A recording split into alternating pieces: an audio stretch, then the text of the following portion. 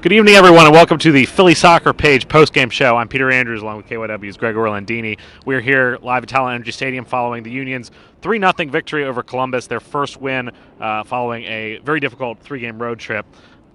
It was a good win, 2 red cards for Columbus, a lot of action, but let's start with the negative. Very dramatic scenes in the 35th minute. Columbus's Jonathan Mensah fouls C.J. Sapong in the box following a great counterattack, leading to a penalty for the Union. Roland Alberg and C.J. Sapong have a very heated conversation about who's going to take the penalty, including C.J. running all the way over to Jim Curtin to plead his case. All the players look very upset about this. Alberg takes the penalty, and it's saved by Zach Steffen. Alberg booed by the Talent Energy Stadium fans for the rest of the night. We'll talk about what the guy said post-game in a minute, but first, Greg, your impressions upon seeing it live. Well, if he makes it, everybody laughs it off, and it's just, hey, it's one of those things that happened. But he didn't, and kind of what we've seen from Roland Alberg. He has a kind of a unique personality, to say the least, and he wants the ball, he wants to take the penalty. CJ got taken out. He's sitting on the 9th goal. He got his 10th finally in this game, but he's sitting on those 9 goals. Wants to go into the double digits for the first time in his career. I think he should have probably taken the penalty.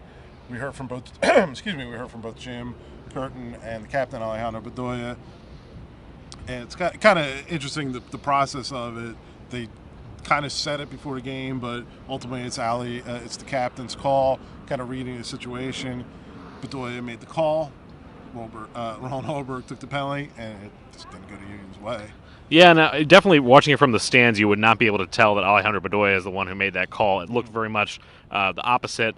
I spoke to Roland Alberg after the game. He wasn't really apologetic for anything other than missing the penalty. He said, among other things, I took the penalty, I missed. What more do you want me to say? That's not necessarily wrong. That's also Alberg's personality is a little bit standoffish, although he was very polite to us. Did not seem like he had the support of his teammates. We tend to think Alberg's not long for this team. Did you see anything tonight that would change that impression? I don't know. I mean, I think he had a really good second half. He was on the ball more, took a bunch of shots that weren't really on target. But a lot of those shots kind of, I'll just push a little bit, were kind of from the same spot. They were 25 yards out. They weren't great looks. He missed every one of them, didn't put them on frame, and it looked like he sometimes passed up teammates in better spots. I don't. It's something I brought up a lot on the podcast. Philadelphia Union are very much a system team. Roland Alberg is not a system player. He's the guy that you can almost shoot out of a cannon. He's going to go. He's going to run around. He's going to look for space. He's going to kind of find things on his own. Does that mean he's probably not long for this team? Maybe. I mean, you think the system's going to stay the way it is. You don't think Jim Curtin's going anywhere, the man that employs the system. So, you kind of put all that together, you would think he might not be here for long. But then you look at his stats. The guy has 13 goals in his Union career for teams that struggles, historically to score goals. Isn't one of the better offensive teams historically. So a guy that has that many goals, he's valuable to you. So, I mean, you weigh all that together, So then the last point on Alberg before we move to the sort of the chronological flow of the game, the third straight Wednesday night match in which there's been some sort of confrontation on the field with Union players. 2 weeks ago in Kansas City, Alberg and Sapong appeared to have a similar disagreement over PK. Last week there was Fafa Pico getting into it a little bit with Ilsinho and Alberg regarding shot attempts by Fafa that led to a disagreement in the locker room. And then tonight we see it again. Does that worry you? Jim Curtin, after the game, said, I've never been on a good team that doesn't have these sorts of disagreements, but I'm willing to bet there are bad teams that have the disagreements, too. Yeah, and I think there's a lot of perception among sports fans in general that everybody gets along, they're playing a game, and everybody's happy. Things boil over, things get emotional. You got guys on this team that are kind of emotional. I think Fafa Pico's probably one of them. We've seen Roland Alberg now for a while. He's like I said, he's got a very unique personality. He's very much his own guy, and he wants to dictate things when he's on the field. He wants things to kind of go his way. So if you have a guy that has that kind of personality, he's going to rub up against other people. So does it fill me with confidence? I don't know. I mean, there's teams that hated each other, won championships and won World Cups and done things like that. So do I want everybody to get along? And that's great, but I also want the team to succeed. And if they could bump up against each other every once in a while and succeed, then I guess I'm okay with that. Well, and they sure did win tonight. Let's just talk through the goals quickly. 20th minute, Union got off to a good start when Elsinho with an excellent finish. CJ Sapong with a bicycle kick off the cross to get it to him, and just a great finish from Elsinho, who I thought played one of his best games of the season tonight. Yeah, Elsinho was very much more involved in the attack. He took a great chance right there, great opportunity. CJ right in the middle of it again. CJ had another great game, and guy we're probably going to get to in a minute, Marcus Epps, who kind of got that play rolling. It was just the three of them and kind of really hitting the box hard. Mm-hmm. And you have not seen that in the last couple games. Like getting 1, 2, 3, 4 guys into the box. You'd see CJ there isolated, or maybe a second guy running in late. But you haven't seen anything consistently. This game, consistently, they had numbers in the box going forward, and they got goals out of it. Yeah, so with Columbus going down to 10 men late in the first half, Union come out in the second looking to kill off the game. It takes them a little while, but they do get that goal through Marcus Epps. You looked at the, especially, I said it on Twitter, the four of them, Epps, Bedoya, CJ, Epps, Bedoya, CJ, and Elsinho just shot out of the locker room and wanted to finish this game off, and we're just taking chance after chance, taking opportunity after opportunity, getting in the box, moving the ball well. So the goals came, and it was nice to see. It was nice to see some ruthlessness offensively out of this team. Yeah, they took a lot of shots and they put some in the back of the net. Certainly helped Columbus self-destructing later in the game with a red card to a player who's already on a yellow, so he really got his money worth out of this game. Abu Bakar for elbowing Elsinho high. One of the things I did like today, I thought Elsinho took a lot of punishment and kept on ticking, but a foolish red card. The Crew earned both their red cards. They were bad. They were bad red both cards. Very bad red cards, and I thought the ref had a pretty good game overall. Yeah. I mean, we've been. We talked about on the podcast, and Mike Pecky blew up about refereeing and all that. But I thought the ref had a really, really good game, and both red cards I think were well deserved. And I think, beyond that, I think he called the game pretty evenly. There was nothing that really stood out in my mind. Yeah, set the tone early on with a couple yellow cards. Yeah. And it didn't really boil over, despite it felt like it was going to boil over, but it really didn't. I think after the second red, I think Columbus almost went into damage control at some point.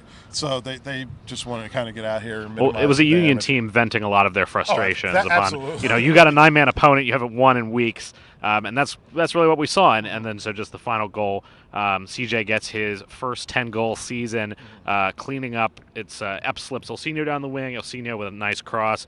He gets an assist on the evening. It's knotted down by someone. Yes. And CJ Sapong finishes it. Oh, I'm thinking of the Epps goal. Right. CJ did get 2 assists as well. Yeah, CJ gets 2 assists, and CJ took a shot and hit the rebound. My apologies for forgetting which goal was which. But CJ put in a man shift out there tonight, and well deserved with the goal, especially salves over some wounds about not taking the penalty. Oh, absolutely. I mean, and winning is the great cure-all. Yep. They walk off the field with a win. I think cooler heads are probably prevailing amongst the teammates right now. If the PK turned into something where the Crew nick a goal late and it's 1-1, I mean, that changes everything. Yeah. So. Well, and it didn't. The Union managed to get garbage time for Charlie Davies, which is always a sign that either something's gone very wrong or very right. And they saw off the game with a little incident. They'll be back in action on Saturday. They're taking on New England on the road. Another big game, another big team that's kind of in their vicinity in the standings. That's the thing. And another thing I've been kind of harping on the podcast is, if they want to make the playoffs, they really are setting their target at the 4, 5, 6 positions. Right. And to get there, you got to knock off everybody around you. Yep. There's just all these teams kind of churning around you. Those are the teams you got to worry about. If you have to play an NYCFC or a Chicago at this point, you bunker and you kind of hope for the best. But if you're playing in New England, you kind of got to go out there and get points. Yeah, even on sometimes you need a little reticent to attack on the road. And we'll wrap up just looking ahead to that game. Right before he went on the air, you're probably not even watching this, you're watching the Gold Cup, but if you're watching us instead, you'll know Andre Blake left the Gold Cup final with an injury to his hand. Whether it's severe enough long-term, obviously we have no idea, but it did force him out of the Gold Cup final. So 2 questions. One, how gutted are you for Andre Blake, who deserved his moment in the sun and had it taken away from him? And second, are the Union in good hands if he has to miss time? Blake has been the shining light in a pretty bad Gold Cup tournament. And just on a personal level, you feel for him because he's really kind of took hold of that position for Jamaica. You know, he plays proudly for his home country. A good guy. A good guy all around. And for the Union, McCarthy's played well, and you know you have confidence in him. Mm-hmm. So, you know, we don't know the severity. It was severe enough to have him taken out of the game. We don't know how bad it is, but you hope you have confidence in McCarthy. He's played well enough. He got the shutout tonight. You know, I even think he played very well on the road. Yeah. In these last couple games which weren't good games. He was the Union's best player. I think he was let down by the players in front of him more than he was yes. let down. Oh, for sure. And I, as someone who criticized John McCarthy quite a bit in the past, I'm willing to admit he played very well the last few games, and I don't know if he is a level to prove that he's a starting goalkeeper in MLS, which Jim Curtin said earlier this week, but he's certainly shown that he has some quality. So before we wrap up, any final thoughts on the match? These were 3 huge points, Yep. and this is kind of what they needed. Kind of the shenanigans that happened in the game aside, 3 points, 3 goals. CJ Sapong gets his 10th goal. The defense played rock solid. Mm-hmm. I think it's a big confidence boost, and it's a big confidence boost going into a game against a team like New England that's kind of there for the taking. So that's kind of my feelings on this game. Yep. Well, Union back in action on Saturday. That's a road game, so make sure you follow Philly Soccer page on Twitter and read our match report about that one. You can read the match report tonight as well. And then the next home game is a subsequent week. They will be hosting the FC Dallas on August 5th. So for Greg Rolandini of KYW, I'm Peter Andrews, Philly Soccer page. Thanks so much for watching. Enjoy your evening.